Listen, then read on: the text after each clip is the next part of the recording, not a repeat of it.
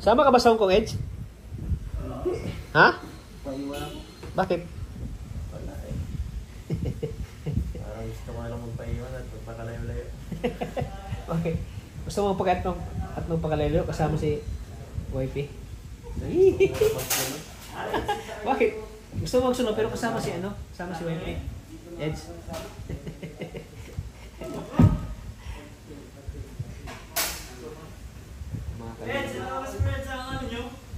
Wala na daw eh. Ha? Di nga. Cancel daw eh. Cancel daw? Kikiyan. May napapicture sa kanya.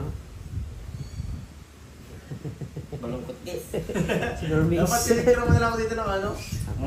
Kasama natin si Edge. Ano, grabe si Kuya Norman, no? Grabe si Kuya Norman ang magkaano. Pitik. Bakit malungkot? Pitik ni Kuya Norman. Bakit malungkot?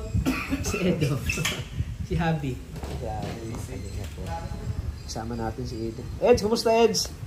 Grabe, tagal natin nagkita ah. Kaya nga, hindi ka na Kaya miss kita Edge. Ha?